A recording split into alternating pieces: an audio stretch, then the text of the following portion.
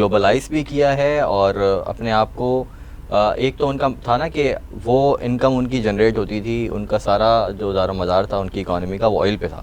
اب انہوں نے بہت تیزی سے شفٹ کیا ہے, وہ اب بہت ساری دوسری چیزوں کی طرف آ رہے ہیں. ان کے ٹریڈس کی بہت ساری چیزیں بڑھ گئی ہیں, بہت ساری اور چیزیں وہ ایکسپورٹ کرنا کی طرف جا رہے ہیں. پھر وہ جو وہاں پر حج کا سلسلہ ہے اس کے اندر بہت ساری چیزیں بہتر کر رہے ہیں, عمرے کا سلسلہ ہے اس کے اندر بہت ساری چیزیں بہتر کر رہے ہیں, لوگوں کو ریلیف دے رہے ہیں. ٹورزم دیگر جو چیزیں ہیں ان کی نیوم سٹی بنا رہے ہیں, ٹورزم کی طرف دھیان دے رہے ہیں.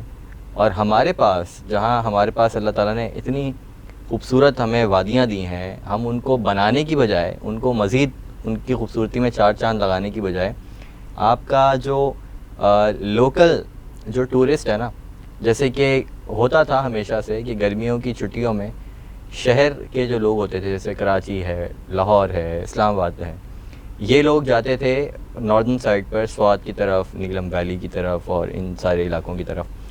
تو بہت سارے لوگوں سے ملنا ہوتا ہے ہمارا بھی, اس پروفیشن کے توسط سے بہت سارے لوگوں سے بات ہوتی ہے.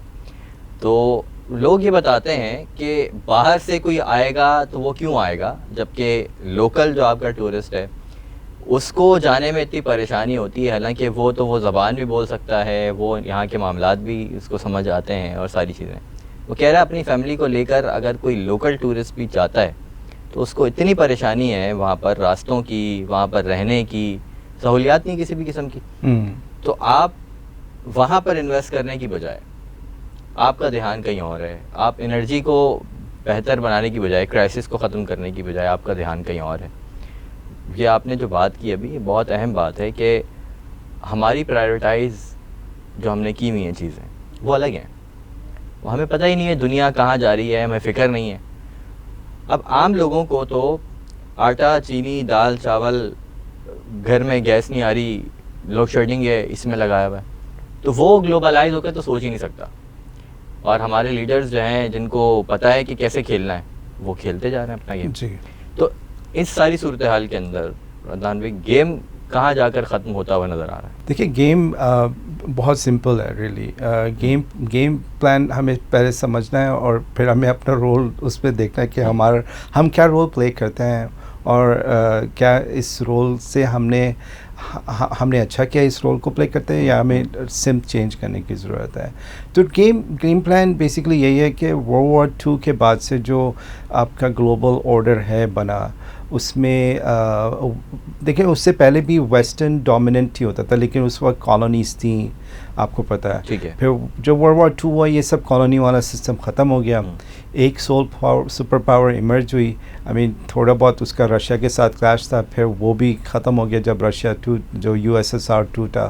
تو اس کے بعد سے جو US جو سپر پاور ہے یہ اپنی سپر پاور کو مینٹین کرنے میں لگے ہوئے ہیں. اس چیز کو مینٹین کرنے کے لیے آپ نے دیکھا ہے کہ US جو ہے ہر جگہ وار میں بھی انوالوڈ ہے, اس کے ساتھ سینکشن, اس کے ساتھ سینکشن.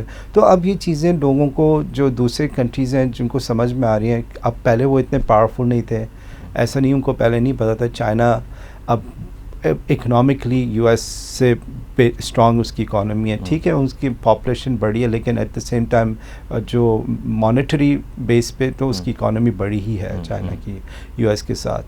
تو وہ چیلنج کر رہے ہیں. اس کے علاوہ رشیا نے بھی جو ہے ابھی تک گیو اپ نہیں کیا.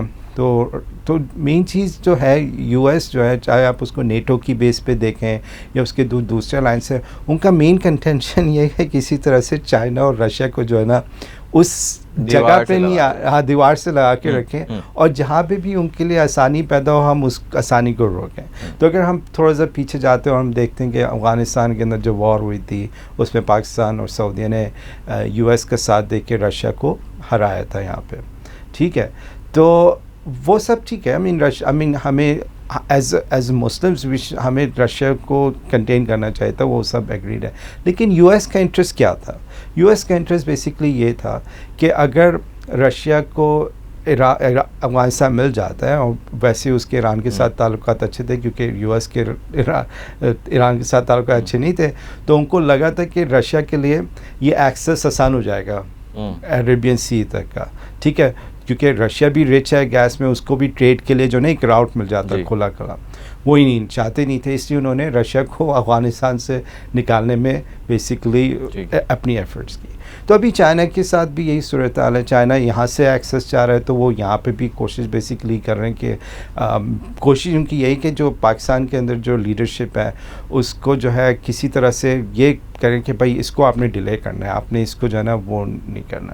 تو اور اپیرنٹلی لیڈرشپ ہماری کنسسٹنٹ ہی نہیں ہے یہاں پہ, آپ دیکھیں بہت ہی ایک کرائسس ہی چل رہا ہے پولیٹیکل, اور اس کو ریزالو ہوتے ہوئے کوئی نظر بھی نہیں آ رہا. تو وہ جب تک ریزالو نہیں ہوگا, ایک دفعہ ہمیں یہ نہیں پتہ چل جائے کہ پاکستان نے really as an Islamic country اور یعنی اپنی بہتری کے لیے اور ایک امہ کے نظریے سے دیکھتے ہوئے ہم چاہتے کیا ہیں. ہم بیسکلی اس دنیا کے اندر ان لوگوں کی وہ چاہتے ہیں کہ جو لوگ دنیا کے اندر بیسکلی قتل و غارت کریں.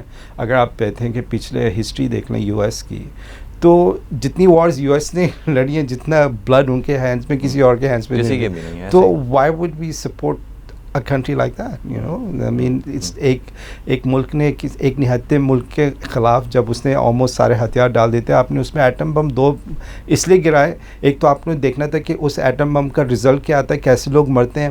ایک ہائیڈروجن بم تھا, ایک ایٹم بم تھا, اور دوسرا آپ نے رشیا کو یہ میسج دینا تھا کہ بھئی ہمارے پاس یہ بم ہے, اگر آپ نے کچھ کیا تو یہ تو بالکل ایسے لوگوں سے آپ کیسے وہ کر سکتے ہیں کہ جو قتل و غارت میں اتنے آگے ہیں, آپ انہی کو ہی سپورٹ کرے جا رہے ہیں. آپ نے دیکھ لیا کہ وہ اس ملک کی وجہ سے دنیا کے اندر کتنی دہشت اور پھیلی. یہ لیڈرز ہیں بیسکلی, جو گلوبل وارز ہوتی ہیں اس کے اندر ان کا اسٹیک بہت زیادہ ہے, اور آپ انہی چیزوں کو سپورٹ کرنا چاہ رہے ہیں. تو یہ ایک بیسکلی کویشچن ہے جو ہمیں ریلی اپنے آپ سے پوچھنا چاہیے کہ ہم چاہتے کیا ہیں, اور اگر ہمارا کوئی رول ہے تو رول کیا ہونا چاہیے, کس بیس پہ ہونا چاہیے.